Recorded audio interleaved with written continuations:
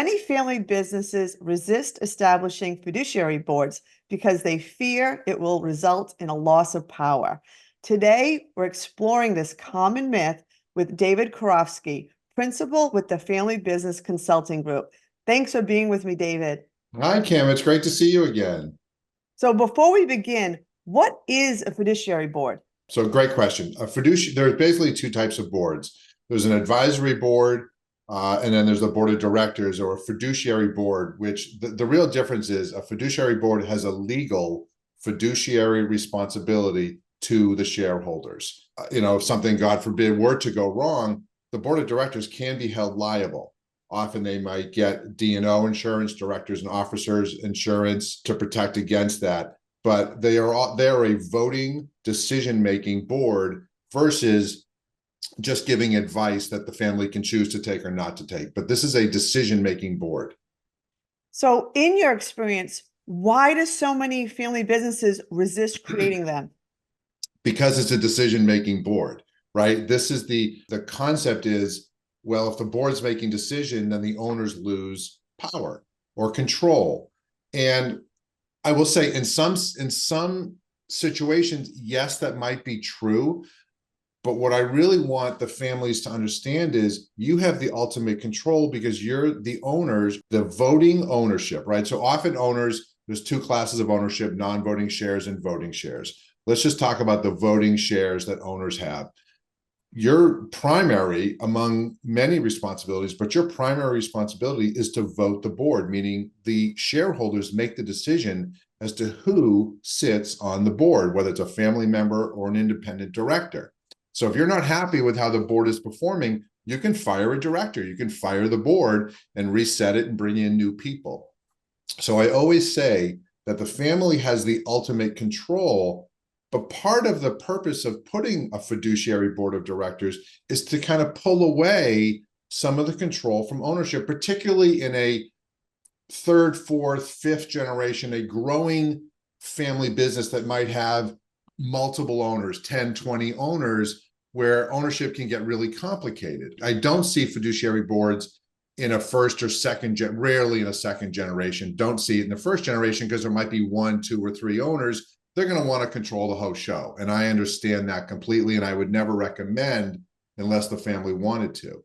It's when you get into a larger family ownership group, more complex, different dynamics, different bloodlines with maybe different objectives and goals with their ownership, that putting a board in place, the board kind of sits between ownership and management, kind of right in that middle. And it really helps the business perform optimally because you're really leveraging a board. So you mentioned some of the benefits. One of the benefits of a board is it helps remove some of the family dynamics that might get in the way of allowing the business to perform optimally. So it's interesting. I'm actually writing an article right now, and the working title is, if the family takes care of the business will take care of the family. Getting some real experts on the board that really know what they're doing, that can help guide the business, that can help the business get really strategic versus just tactical. And having a professional board and a combination of family members and non-family can really be a benefit in that case. How can those who see the value of a fiduciary board convince those that are skeptical that they actually won't lose their power? I will say, if you're not ready for a board, don't put a board in place. If you're not ready to hear the advice or the thoughts or even the decisions from other people, then you're not ready to put a board in place. And that's okay. No judgment. Like that's fine.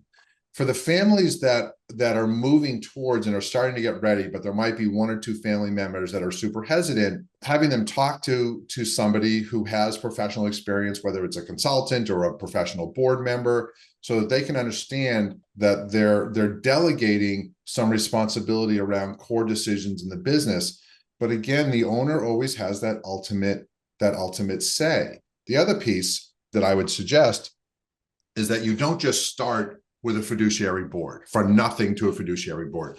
Kind of crawl, walk, run, right? And so one of the things we advise is maybe you start with a family board. And you start that way so that you get comfortable with what even a board looks like. What's the purpose of a board? What's the mission of a board? Who should be on the board? And the family starts to talk about these concepts, not just at the dinner table, but in a more kind of formal setting, so to speak. Then maybe you bring in some independence in an advisory level. And then you start to ease in and understand that there's some value there. And then maybe eventually you shift to a fiduciary board of directors. And then ultimately you get to an independent performing fiduciary board where the majority of the directors are independents and not family members. That's the pinnacle, so to speak, that you want to strive for. But you got to step your way into it. Are there board procedures that can be put in place to ensure that the business owning family does preserve their control? If you're starting out and you're thinking about doing this, ideally have somebody come in that really has expertise that can help frame it for you, number one. Number two is really decide what's the purpose of the board? Like, why are we doing this? Because every board has a different purpose and mission and vision. Number three would be understanding who should be on the board. And it's not kind of going into your contact list or your Rolodex, so to speak, right? Because don't start there. Start with what are the needs of the board? What are the needs of the business, right? If we're starting to expand internationally, maybe we want to bring somebody in who has international experience and really understands what it's like to work overseas and all those complexities. One of the things I create a lot is what we call a decision-making matrix, and understanding what decisions will the owners continue to make, what decisions will the board make, and what decisions will management make. You're not going to cover every single decision. But if you have a general idea and real clarity as to kind of what lane ownership is in versus the board versus management, that again can help kind of ease us into what a board might look like. And how would a family business begin the process of actually forming a fiduciary board of directors? Well, I think the first process is the owners get together and talk about, hey, what are we trying to do here? What is the future vision of this business? Might it make sense to explore a board? And this is an interesting time, right? We're going through massive succession right now. There's a huge transition of wealth. There's transition of business from one generation to the next going on right now.